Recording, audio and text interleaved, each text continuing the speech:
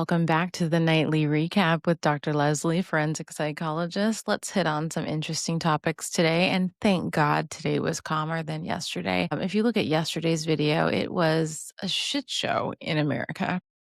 So we're going to start off with a little celebrity drama. Hilton is finally being called out, and I love it because I think he's not a good person, to say the least. Perez Hilton has spent his entire career, 30, 50 years, I don't know, he looks pretty old. But he spent his entire career making fun of people and saying horrible things about people, in particular, children. He actually harassed Tallulah, the daughter of Bruce Willis and Demi Moore, when she was 13 years old. She's autistic. Nice guy.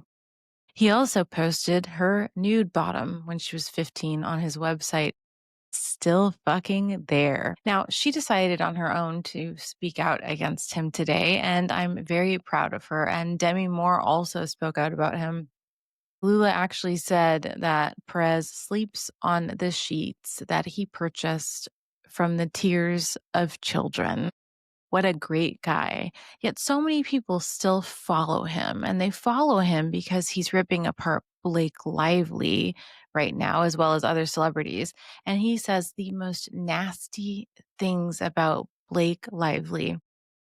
I'd like you all to know that you still don't know if she was sexually harassed. You don't have the evidence. You don't know anything in actuality. You are all hypothesizing. And so for you to talk about a victim of sexual harassment who has put her entire life out there about it, shame on you. I just can't believe it. Julie did a recap on all of the horrible names that Perez has called Blake Lively, and it's just fucking atrocious. It's horrible. This man needs to be canceled. This man needs to go to jail. I don't understand how he's been allowed to continue for so long.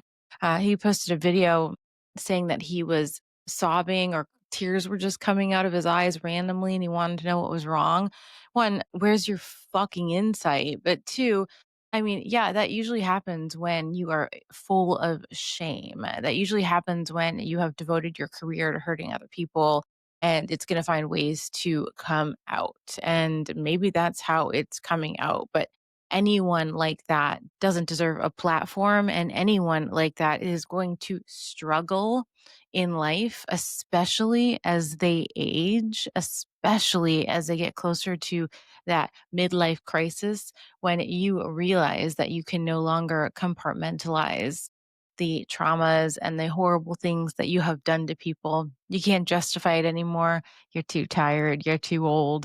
And that's when they go to therapy and hope therapy makes it all better. I'm sorry, Perez, I won't be taking you or anyone like you as a client.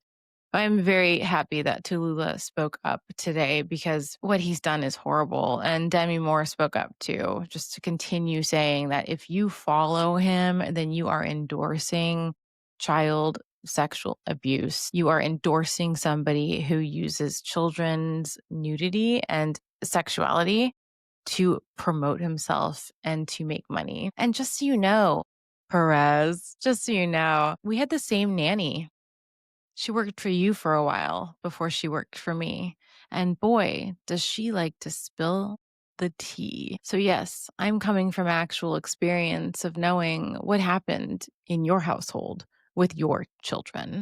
Your children, some of which who are the same age as children you ripped apart throughout your life to make a dime. Karma is a bitch, Perez. Karma is a bitch. We still have this obsession with Blake Lively. People are posting that she's getting divorced now. Sorry, guys. Her relationship with Ryan couldn't be stronger. Actually, they're coming together with the drama of this case because it's true. They're coming together because what she went through was horrible. And together they are helping her get through it. It's traumatic for anyone involved in a legal situation. Why aren't we talking about Baldoni getting divorced?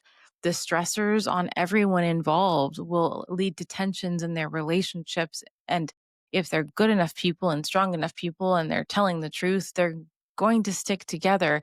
These people have children, these people have real lives. These kids go to elementary school. These kids get teased at school. Their parents are saying things to the children. The children are then repeating that at school. So maybe we could just wake the fuck up and stop spreading just bullshit lies about people because you want clicks and you have no idea what is actually going on. We have another loss for Wayfair. And no, I don't think the judge is biased. It's a lifetime appointed federal judge with an incredible reputation. Maybe he's just making decisions because he actually knows more than you. And maybe he's making decisions because he is allowing somebody who he perceives possibly a threat to be a part of a bullying group, to have lawyers that are bullying, to be lying about evidence, to be fabricating things. Maybe he actually wants to give room for somebody saying she was sexually harassed to tell her story. Maybe he's actually coming from a just place to say that a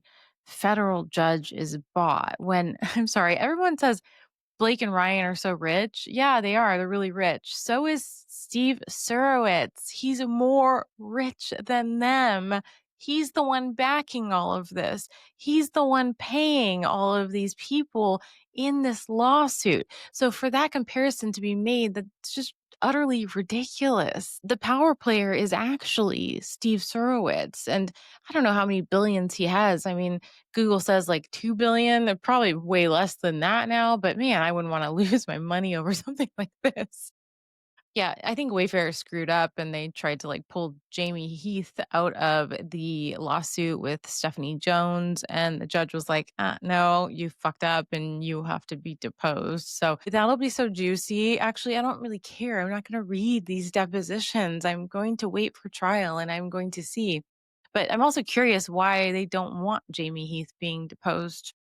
Isn't he the one that went into the trailer? Isn't he the one that forced his way into the trailer knowing that Blake Lively was going to be nude? Isn't he the one who stared at her breasts? Isn't he the one that showed a picture of his wife's vagina to her? I think that's what the complaint said. Yeah. And I think that's what cast and crew said too. Interesting. I would want to avoid all of this as much as possible, especially if I was lying.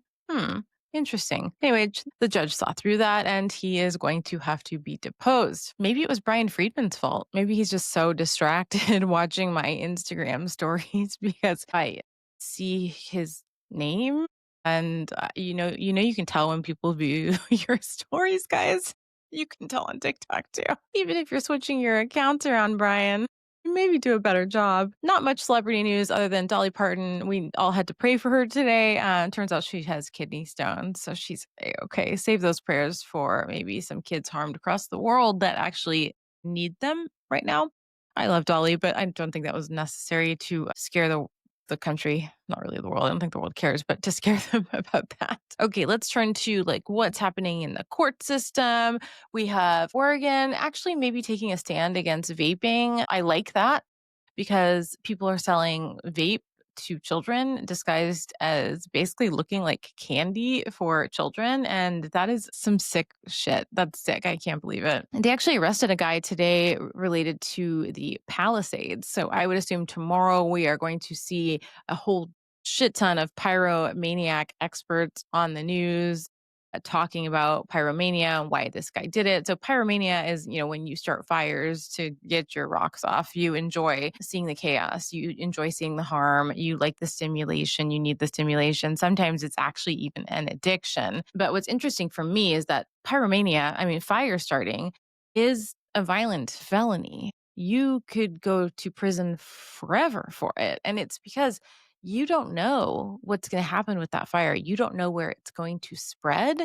You don't know if people are going to be injured. And so it is actually, it could be murder. Like it's not just setting a fire. The courts will decide and it can be extremely serious. Now, this guy taking down the Palisades and the billions and billions of dollars, if it's proven that he did it, we can see him going away forever.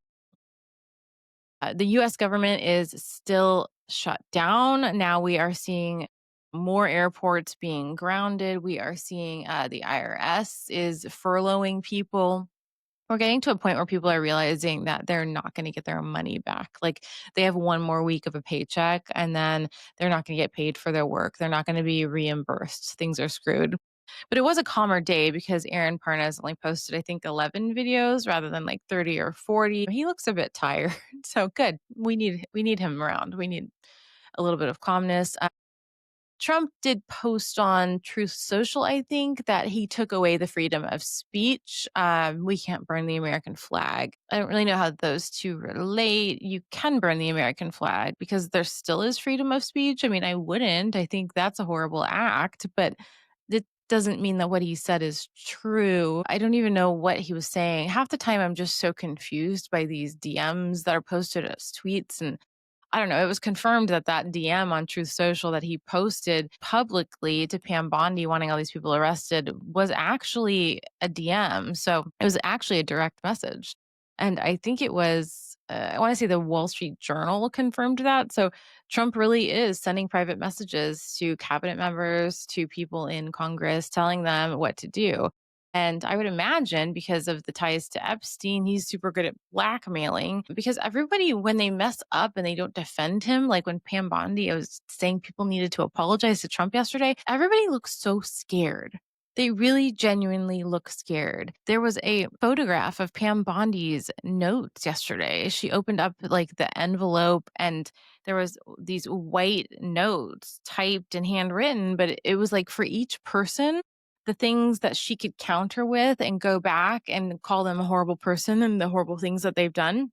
And granted, a lot of the Democrats up there have done horrible things, but that's not what that was about. Usually you would come with notes about the actual hearing related to the trial, related to the topics. You wouldn't come back and start ragging on the person asking you the questions. Could you imagine if I was an expert and I took the stand talking about sexual abuse and I was on cross examination and they were trying to break my credibility and I just started attacking the lawyer? No, that would never happen. The judge would never stand for that. So that's why that was such a weird day. And another weird thing that happened yesterday, I talked about how Stephen Miller. He froze on camera when being interviewed by someone at CNN because he admitted to plenary authority. He admitted that Trump was basically going to just like cause chaos and take over the country and that he had the authority to do so. But when he said the word plenary, I think he realized that he gave away the whole plan. I'm disappointed in CNN though, because what they posted today, they went back and they asked the same questions to that guy, to Stephen Miller. I don't know who he is. He looks like quite a douche. But they asked him the same questions and he had a different answer. He still said authority, but he took out the word plenary. Now, I don't know why that's not news. They didn't report accurately. They let him have a little bit of a redo. That's weird to me.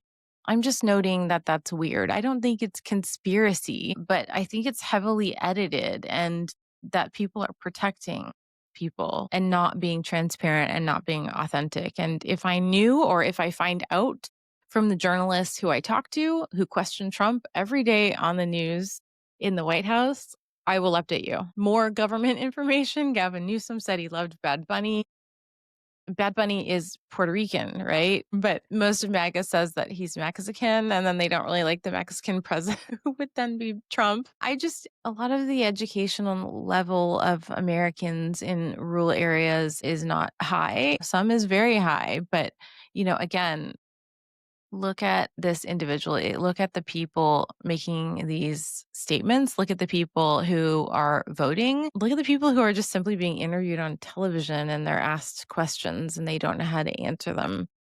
On both sides, no matter what campaign. We can't take sides. We have to look at the reality of the individual and the individual in power and what is happening. Because year after year, 4 years after 4 years, there are moments where I am just like, oh my God, what is happening to this country?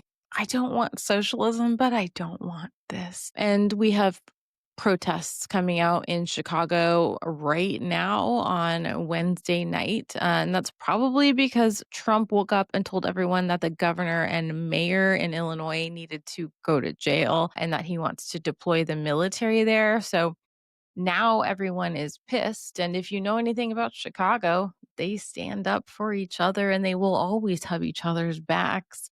So by Trump doing that, I think what he led to is this protest and this chaos. And it is kind of obvious that that would happen. So to me, logically, it tells me he wanted it to happen. If we have enough chaos and destruction, if we have enough military involvement, then we have enough insurrection. That's scary.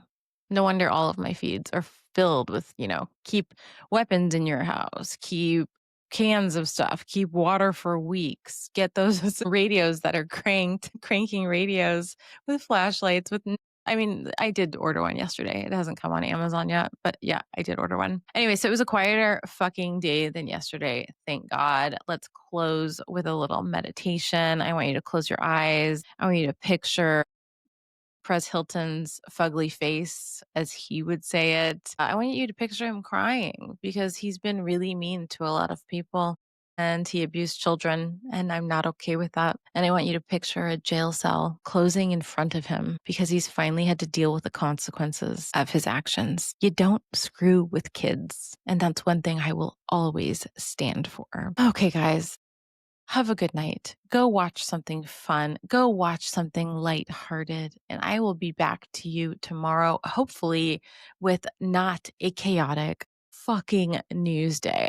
We need some lighthearted celebrity shit. We need some more celebrity lawsuits. We need some drama that isn't going to hurt anyone. We need like a lawsuit over estates. Actually, we're going to have that Brad Pitt, Angelina Jolie, March. They're going to trial, and it's about the sale of a $75 million vineyard. Now that's something we can talk about because at the end of the day, like, there's no real loss. That's ridiculous amount of money. Anyways, peace.